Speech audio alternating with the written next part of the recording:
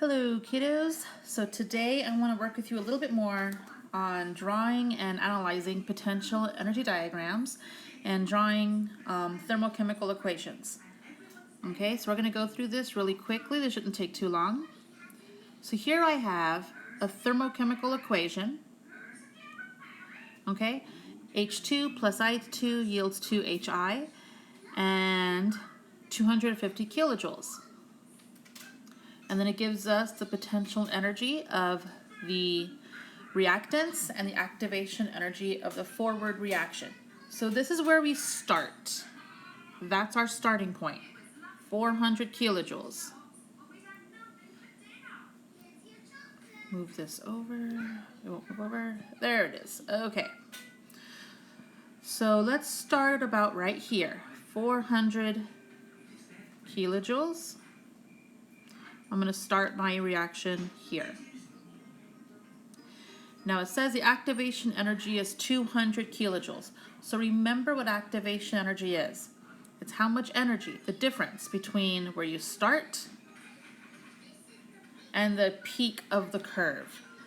So if my activation energy is 200 kilojoules, then we simply add that to the 400.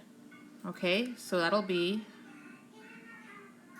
600 kilojoules. So my peak is going to go up to 600 kilojoules.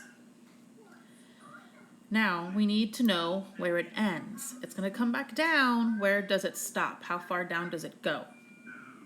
Look at my thermochemical equation here. 250 kilojoules of energy is released. 250 kilojoules of energy is released. So if I'm up here at 600 kilojoules, that's where I am. And I'm going to release 250 kilojoules. How far down will I go? How do we figure that out? Well, that's very, very simple. Where are we now? The peak is 600 kilojoules. I'm going to go down. I'm going to release 250. So simply subtract 600 minus 250. And that gives us what? About 350. Let's put that about right there. I'm just estimating. This isn't to scale. I am just interested in you getting the numbers correct. Oops. Okay. So this is going to go down from 600 to 350. Now, I want to point out some things. The energy is written on the product side of the equation. Okay, so it tells you that this is how much energy that was given off, right? Energy is released. Energy is released. So this is going to be an exothermic reaction because energy is released. We know that two ways. Well, it tells you pretty flat out, energy is released, right? That's why the energy is written on the product side. It is energy as a product. And it also tells you, because if you look at your graph, we can see that the products have a lower energy than the reactants. That implies also energy was given off when the products have a lower energy than the reactants. So two ways that this tells you. It is an exothermic reaction. Okay, once again, the first way, the energy given off is written in the product side. And on your diagram, the products are sitting at a lower energy than the reactants. Okay, so that's number one. So let's move on over here to number two. So I have A plus B plus 200 kilojoules yields C. Potential energy of the reactants is 200 kilojoules. Activation energy in the forward direction is 250 kilojoules. Okay, so let's get started. PE of the reactants, that's where we start. 200. Put about right here, about 200. That's where we're starting. And then activation energy in the forward direction is 250. So we're going to go up 250 more. So 200 plus 250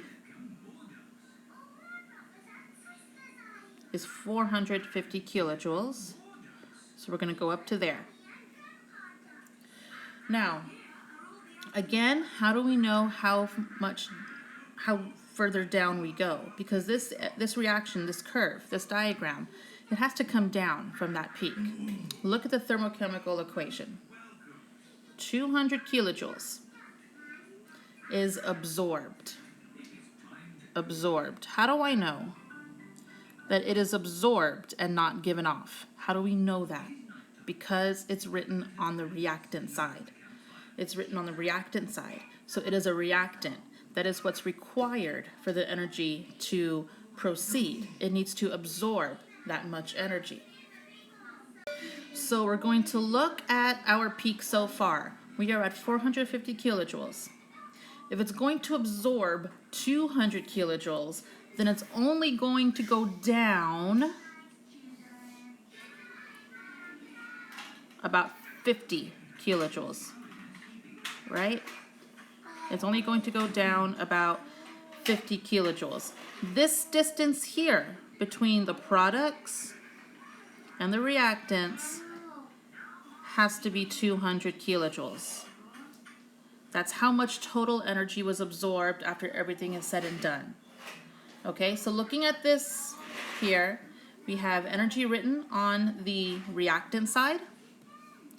We have our products are sitting at a higher energy level than the reactants.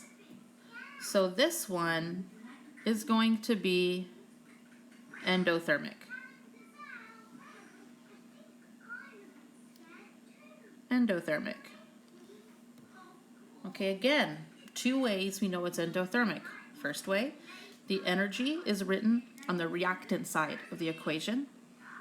And on your potential energy diagram, the products are sitting at a higher energy level than the reactants, which tells you that energy had to be absorbed. Alrighty? So let's moving on.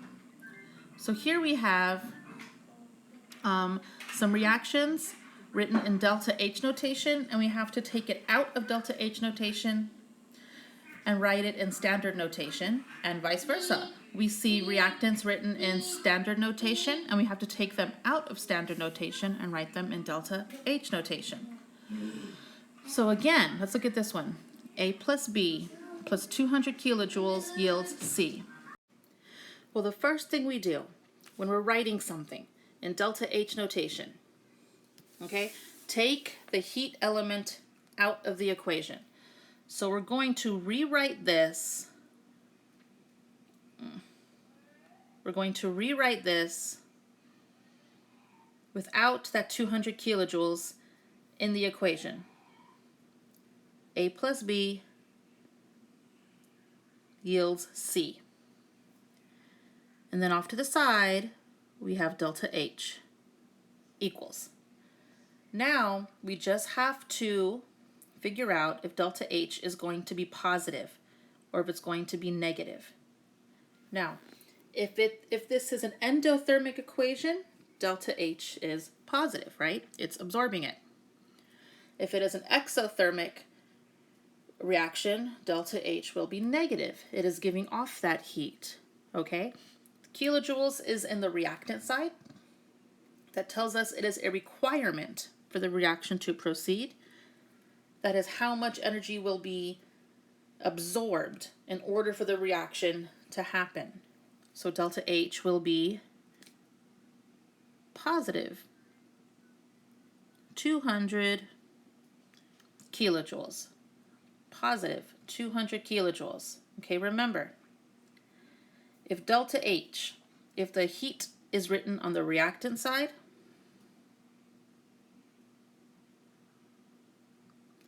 it's going to be a positive delta H.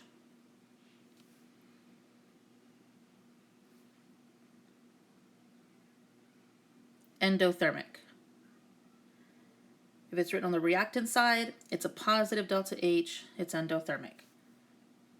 So number 4 gives us an equation in delta H notation, and we have to write it in standard notation, which means put the heat term in the equation. Put the heat term in the equation. So we have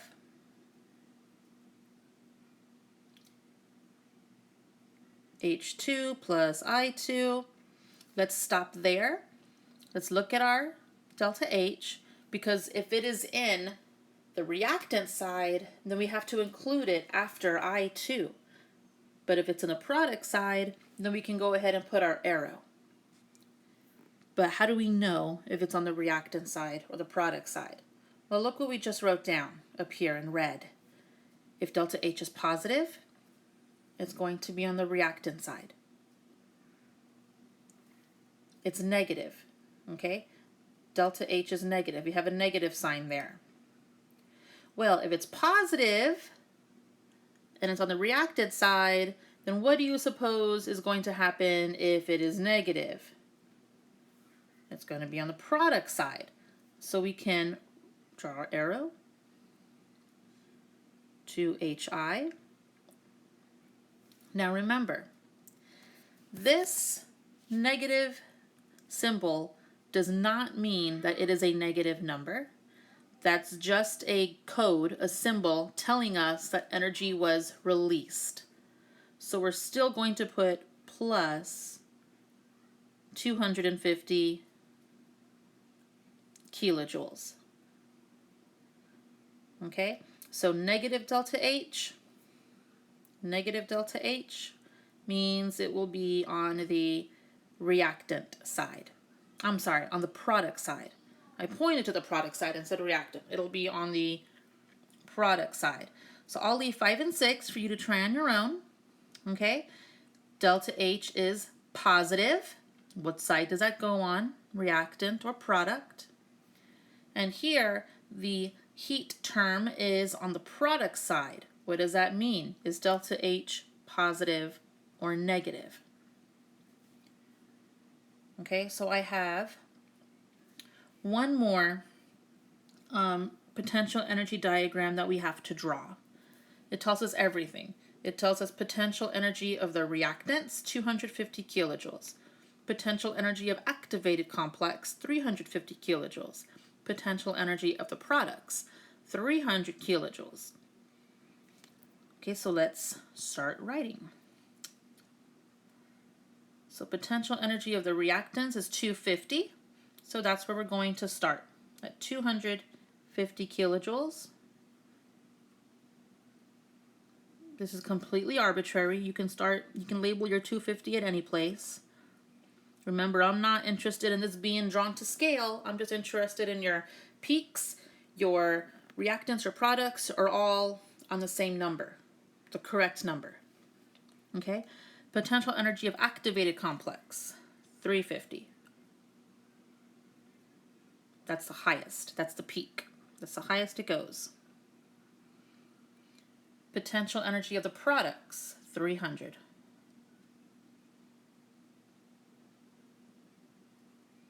It's going to go down. Right there. Okay, so there's your curve. Now we have some questions. How does the potential energy change as the reaction proceeds? Well, we can see that the potential energy increases, decreases,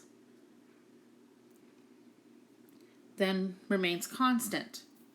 You can write all that and you would be absolutely correct, but overall, the general trend is that the potential energy increases. How does the kinetic energy change as the reaction proceeds? Well, kinetic energy, okay, is related to heat energy. So the hotter something is, the more kinetic energy it has. So if I have more heat energy, I'm going to have more kinetic energy. So the general trend is it also increases. Is the reaction exothermic or endothermic? Exo or endo? I'll give you 5 seconds. Look at the graph. Exo or endo?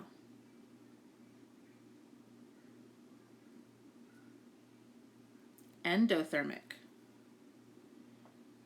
How do we know? It's absorbing energy. How do we know it's absorbing energy? The products are sitting at a higher energy level than the reactants. It absorbed it. It absorbed it. Last question, what is the value of delta H? So delta H is just the difference between the energy of the products and the energy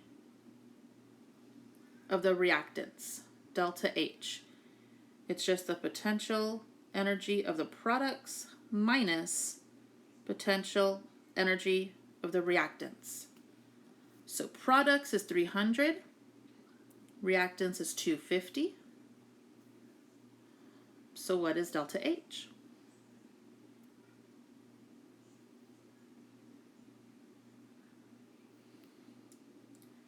$50 kilojoules. You'll notice that it is a positive number, right? Products minus reactants, 300 minus 250. It's a positive number, endothermic. Positive number, endothermic. Okay, I'm going to tell you what a catalyst is, and then I want you to try E through H on your own. A catalyst is something that gets added to a reaction. It is not participating itself in the reaction. It doesn't participate in the reaction itself, but it just speeds up the reaction rate. It makes the reaction go faster. So knowing that, let's see if you can figure out what would happen to the energy of the products, reactants, activated complex, and the overall rate if a catalyst was added. Okay, so go over these. And if you have questions, please comment below.